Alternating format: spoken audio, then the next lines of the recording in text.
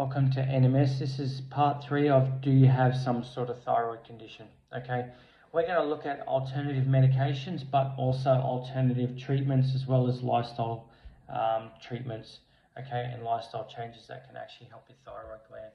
So what are alternative medications? These are the less common ones. So T3 or natural desiccated thyroid, NDT, can be 2 alternative treatments. Now T3 is normally given when your T3 levels are low and your T4 levels are low. And this is to help some people with maybe cellular stress, okay? So used in selected cases like when T4 therapy doesn't really work properly, but this actual T3 is more controversial. A lot of doctors are not likely to give T3. I have actually had some people that are trained who have taken T4 and it hasn't worked too well. They've gone back to the doctor, taken T3, but in very mild doses, and it's been quite helpful in the treatment of their thyroid conditions. These are people that are actually had their thyroid removed. So, without medication, these are mild cases only. These may help in subclinical hyperthyroidism or when symptoms are mild. They do not replace hormone therapy if your thyroid is significantly underactive. So iodine, so essential for thyroid hormone function, iodized salt, seaweed or kelp, dairy and eggs, but avoid excess. Selenium, supports T4 to T3 conversion, nuts, tuna, sunflower seeds, and also eggs, okay? Zinc and iron, important for thyroid function, meat, legumes, leafy greens, and especially for females who are menstruating, you should be taking zinc, very good for immune support, and iron if you're low in iron, okay? So supplemental, but also obviously eating sources of those is important, okay? Avoid goitrogens in excess for Hashimoto's. That's things like cruciferous vegetables, broccoli, cabbage, etc., especially raw. May interfere with iodine uptake if eaten in large amounts. Cooking reduces goitrogenic activity.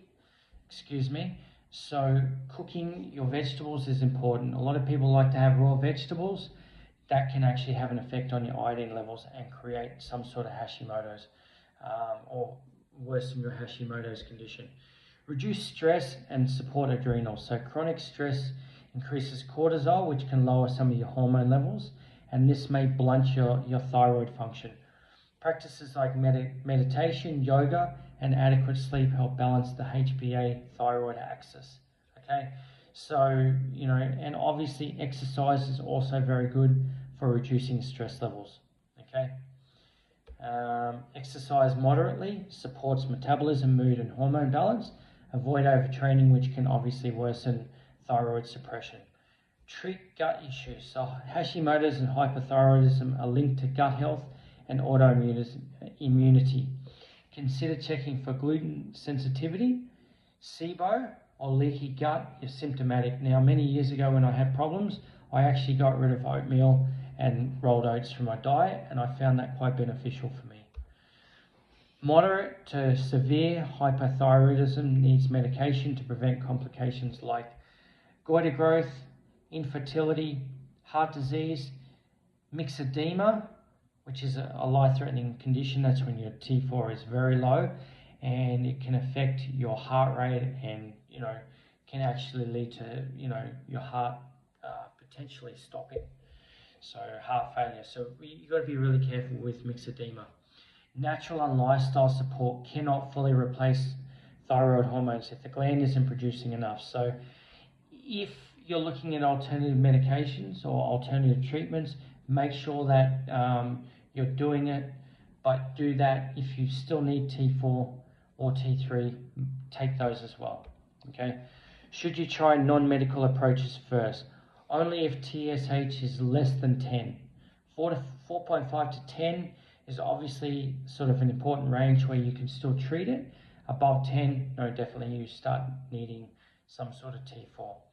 Even then, your doctor will usually monitor your TSH every 3 to 6 months. A long-term low-calorie diet can significantly affect thyroid function. So often in ways that slow down your metabolic rate and reduce thyroid hormone output. Here's a detailed look at the physiological effects of what a low-calorie diet for the long term can actually do. So metabolic adaptations. People refer to this as starvation mode. What it basically means is that your basal metabolic rate has reduced, and it's done this in response to the fact that over the long term, you're giving your body less calories, okay? So when calories are chronically low, your body reduces energy expenditure to conserve fuel. This includes lower resting metabolic rate, less spontaneous movement, so non-exercise activity thermogenesis, reduced thermogenesis, heat production from food, and your body adapts by burning fewer calories even at rest. Okay, so you don't produce as much heat. Hormonal changes on a low-calorie diet. A long-term calorie deficit disrupts thyroid hormone regulation at several levels. Your body converts T4 to RT3 instead, and so instead of converting to T3, it converts to RT3, which then slows your metabolism. This is a survival mechanism. So T3 is catabolic, which means it burns energy. So your body reduces its preserve energy during perceived famine. In other words, you're not burning as much energy.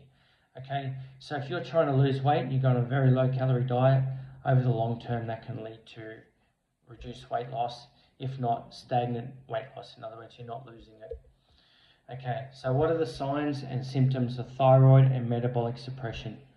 Cold hands and feet, so you feel cold all the time. Okay, even when it's warm, sometimes you feel cold. Fatigue or brain fog, so in other words, like you just don't think very clearly. Hair thinning or loss, okay. Menstrual irregularities, okay, so women stop their menstrual cycles, okay, or they just don't bleed much, so amenorrhea. Constipation, because your digestive system is acting much slower. Plateaued weight loss despite low intake, okay. These are the reasons why I tell people not to go on too low a calorie diet, just enough to lose weight slowly over time and make lifestyle changes and exercise, not just go on a super strict diet. Now, hormonal ripple effects. Decrease in leptin, so appetite regulating hormone. So you have less leptin, in other words, you feel more hunger. Reduced thyroid stimulation, okay? You're not producing as much thyroid, but you're decreasing your leptin. So you don't feel, you feel hunger and you don't feel fullness, but you're not stimulating the thyroid gland, so you're likely to put on a lot of weight. Decrease in insulin and IGF-1. Now, low insulin and IGF-1, basically that can reduce your T3 production, but that's also going to cause you to be having a problem with using carbohydrates effectively. Increase in cortisol, and that can also blunt your thyroid hormone action over time, and it has an effect on your carbohydrate metabolism. Okay, long-term consequences. If maintained over months or years, slowed metabolism, harder to lose or maintain weight. Muscle loss, lower RMR, so resting metabolic rate because you've lost muscle mass. Poor recovery from exercise or chronic fatigue. Hormonal imbalance, especially in women, amenorrhea, low estrogen, as already mentioned. Risk of persistent hypothyroid-like state, even when calories are later increased. In other words, your metabolism just becomes a little bit stagnant despite trying to pick it up again. Now, how to reverse or prevent this? Refeed or reverse diet. So gradually increase your calories to restore thyroid and metabolic function. This increases leptin and T3 levels over time. In other words, you start to feel fullness, and you start to actually metabolize foods better in the cells because of your higher T3 levels. Ensure adequate carbs. Carbohydrates support T3 production and liver function. I don't normally support ketogenic diets. I know some people like ketogenic diets, but I do find that people go on a keto diet, and the ketogenic diet actually causes their metabolism to slow, and so they feel like they have to drop more and more carbohydrates, and yet they're still not losing weight. So it's ketogenic diets can be a problem with long-term weight loss. So low-carb diets suppress your thyroid, especially in women. Eat enough protein, prevents muscle loss and supports metabolism. Okay, the actual metabolic effect of digesting and metabolizing protein and the amino acids actually increases your metabolic rate a little bit. So thermic effect of food. Avoid extreme deficits, so going below 1500 kilocalories per day, and I would suggest that you don't go lower than 10% of what would be your rough sort of maintenance calories, okay? Because when you do that, your metabolism starts to drop. Cycling phases of cutting and refeeding, so in other words, maybe 12 weeks of a diet, 4 weeks off. Now, it hasn't actually been proven that this does a lot, but what I like to do with people is I like to actually reduce their calories over a period of time until such point as they do start to put on weight again, and then I'll reduce their calories for the next phase. Okay, so I like to see almost a little bit of weight gain again, and then I'll reduce their calories and get the next hit. The most effective method to increase your metabolic rate after a long-term low-calorie diet is a strategic reverse diet combined with resistance training. So proper macronutrient balance and stress hormone management, okay? So you do your weight training, you do your cardio, and you slowly increase your calories. Most effective methods to boost metabolic metabolism, post-diet, reverse dieting, as already mentioned, which increases leptin T3, as already mentioned, prevents fat gain while restoring hormonal balance. Only 50 to 150 calories a week. I say 100 to 200 calories. And what I do is I watch what happens with the scale, okay? So if I throw a little bit more calories in there, I want to see that maybe the weight might go up a little bit because it might be carbohydrates, and then it drops down a little bit again. Your body gets used to the carbs, okay? Now, obviously, when you go and add more food to your diet, you can add carbohydrates and protein mainly. Track your weight and biofeedback. So in other words, energy, mood, body temperature, and hunger, okay? And also, I use the scale. The goal is to reach maintenance intake or slightly above. In other words, when you're slightly above, there could be some weight gain, but it also helps to boost your metabolism and may give you more energy. And that's actually going to help with some muscle gain. Resistance training, heavy lifting, okay? Build muscle, which is metabolically active tissue. Stimulates thyroid hormonal production and growth factors like IGF-1. Okay, insulin-like growth hormone. Prevents muscle loss during refeeding, okay? Train 3 to 5 times per week. Obviously, big movements, squats, deadlifts, presses, rowing movements, or your compound movements. Focus on progressive overload. Include adequate recovery, sleep, and rest days. So in other words, 3 to 5 days is the maximum. I generally say about 4 days a week is good for most people. If you're going more than 4 days a week, it's more of an obsession with the weight training rather than just doing it for good health.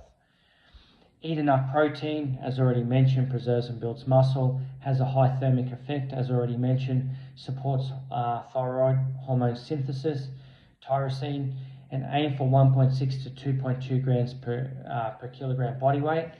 This is because we do actually want to put some muscle on as well, okay? Especially after a long period of weight loss, we want muscle gain, okay? So having more protein is important. Manage stress and cortisol, chronic stress, elevated T3, decreased T3, okay?